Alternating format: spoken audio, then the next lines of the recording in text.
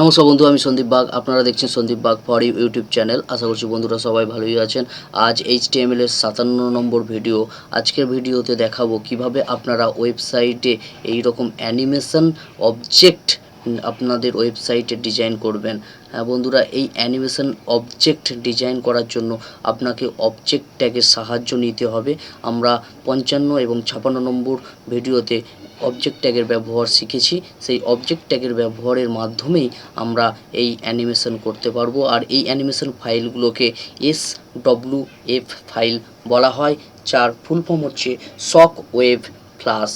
এগুলো একটি animation plus file. এগুলোকে আপনাকে ইন্টারনেট থেকে সংগ্রহ করতে হবে। SWF ফাইল চলুন দেখিয়ে দিই কোথায় থেকে সংগ্রহ করবেন। দেখুন, এই ওয়েবসাইট থেকে সংগ্রহ করতে পারেন। দেখুন এখানে নিচে লেখা আছে SWF জিপ ফাইল। এটি একটি জিপ ফাইল পাবেন এবং এখান থেকে আপনি জিপটাকে আনজিপ করে সংগ্রহ করে নেবেন। এবং তাছাড়াও যদি আপনাদের সমস্যা হয়, এই ভিডিওর শেষে ডেসক্রিপশনে একটি লিঙ্ক পেয়ে যাবেন, যেখানে আমি 10 থেকে 12টি SWF ফাইল বা এই রকম অ্যানিমেশন ফাইল দিয়ে দেব, যেখান থেকে আপনি ডাউনলোড করে আপনি ব্যবহার করতে পারেন বা প্র্যাকটিস করতে পারেন।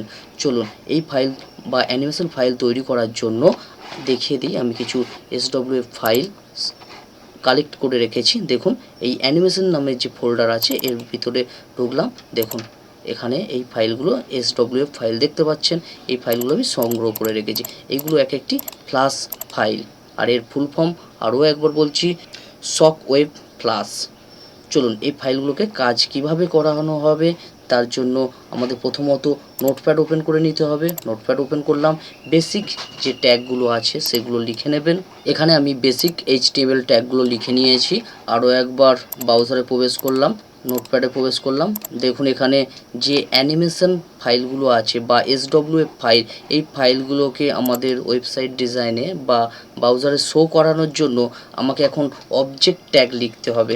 লেস দ্যান আর গ্রেটার দ্যানের ভিতরে লিখব OBJECT অবজেক্ট। অবজেক্ট লেখার পর এন্টার করে নিচে আসলাম। একইভাবে অবজেক্ট ট্যাগটিকে শেষ করব, লেস দ্যান গ্রেটার দ্যান এর ভিতরে লিখলাম OBJECT এবং প্রথমে একটি ব্যাকস্ল্যাশ দিয়ে দিলাম আর একটা এন্টার প্রেস করলাম। দেখুন অবজেক্ট ট্যাগ শুরু করেছি, অবজেক্ট ট্যাগ শেষ করেছি। আর তার ভিতরে এরকম প্লাস ফাইল বা SWF ফাইল নিয়ে আসার জন্য এই অবজেক্ট ট্যাগের ভিতরে আমাকে লিখতে হবে ডেটা, DATA, ডাটা নামে অ্যাট্রিবিউটস লিখলাম, ইকুয়াল টু ডবল কোট লেখার পর এই রকম অবজেক্ট নিয়ে আসতে হবে। এগুলো third party object plus file. চলুন আমি সংগ্রহ করে রেখেছি। মিনিমাইজ করলাম, এটিও মিনিমাইজ করলাম, এটি কেটে দিলাম। এখানে দেখুন অ্যানিমেশন নামে যে ফোল্ডার রয়েছে এর ভিতরে প্রবেশ করলাম। এখান থেকে যে কোনো একটি সংগ্রহ করে নেব, আর আপনারা দেখে নেবেন .swf লেখা যেন থাকে। চলুন আমি এটি সংগ্রহ করছি। এটির উপর রাইট ক্লিক করলাম, করার পর প্রপার্টিসে আসলাম। প্রপার্টিস, এখন সিকিউরিটিতে আসলাম। এখান থেকে নাম আর এক্সটেনশন নেম .swfটা কপি করে নেব।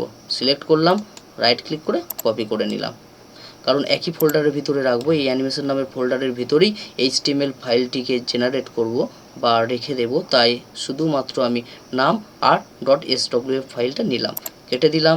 কেটে দেওয়ার পর এখানে এই যে ডবল কোট আছে, এখানে জাস্ট Ctrl+V করে পেস্ট করে দিলাম। পেস্ট করার পর এখানে আরেকটি অ্যাট্রিবিউটস লিখতে হবে, যার নাম হচ্ছে type, TYPE type, equal to double কোটের ভিতরে লিখে দিতে হবে যে এখানে যে অবজেক্টটি ব্যবহার করছি সেটি কোন ধরনের ফাইল। তাই এখানে APLICATION অ্যাপ্লিকেশন, এটি ব্যাকস্ল্যাশ দিলাম। দেওয়ার পর এক্স লিখব, এক্স হাইপেন, তারপর SHOCKWAVE শক ওয়েভ, একটা হাইপেন দিলাম, লিখলাম FLASH প্লাস। যে ফাইলটি ব্যবহার করছি SWF, তার ফুল ফর্ম হচ্ছে শক ওয়েভ প্লাস, যেটা ব্রাউজারকে জানিয়ে দেওয়া হচ্ছে টাইপ নামের অ্যাট্রিবিউটস ব্যবহার করে। এখন ফাইলে আসলাম, সেভে ক্লিক করলাম,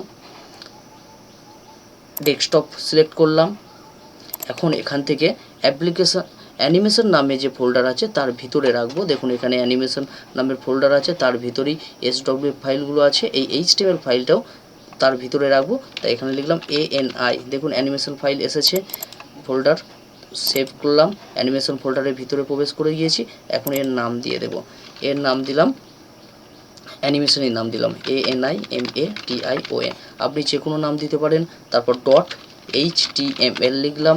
আপনারা জানেন ওয়েব পেজে কনভার্ট করার জন্য এক্সটেনশন নেম .html লিখতে হয়। এরপর সেভ করলাম। সেভ করার পর এটি মিনিমাইজ করে দিলাম। এখানে দেখুন অ্যানিমেশন নামে HTML ফাইলটি জেনারেট হয়েছে। এর উপর রাইট ক্লিক করলাম। এখন ওপেন উইথ গুগল ক্রোমে ওপেন করে নিলাম। এখানে this plugin is not supported দেখাচ্ছে, কোনো কিছু একটা ভুল হয়েছে। চলুন দেখে নিই কী ভুল হয়েছে। একটু দেখে নিই। অবজেক্ট ডাটা নাম দিলাম, টাইপের ভেতরে জানিয়ে দিলাম অ্যাপ্লিকেশান এক্স সক ওয়েব প্লাস, এখানে APP হবে, একটি পি লেখা হয়েছে, তার কারণে সাপোর্ট করেনি। ব্রাউজার বুঝতে পারছে না যে এখানে কোন ফাইল ব্যবহার করা হচ্ছে, তাই ফাইলে এসে আবার সেভ করলাম। এখানে আরেকটি পি বসিয়ে দিয়ে দিলাম। এখন ব্রাউজারে রিফ্রেশ করলাম। দেখুন ভুল কোথায় হয়েছিল, এখানে একটি পি লেখার কারণে ব্রাউজার বুঝতে পারেনি ফাইলটিকে, তাই শো করেনি। এখন দেখুন এখানে শো করছে। এইভাবে আপনারা SWF ফাইল বা অ্যানিমেটেড করতে পারেন আপনার ওয়েব পেজকে পার্টি অবজেক্টের মাধ্যমে। আর বন্ধুরা, এটাকে যদি আপনারা মুভ করাতে চান তাহলে মার্কিউ ট্যাগ ব্যবহার করতে পারেন। চলুন দেখিয়ে দিই। মার্কিউ ট্যাগ ব্যবহার আপনারা জানেন, তবু আমি দেখিয়ে দিচ্ছি। Marquee tag MARQUE marquee. Direction দেব কোন দিক থেকে হবে, রাইট দিকে যাবে, তাই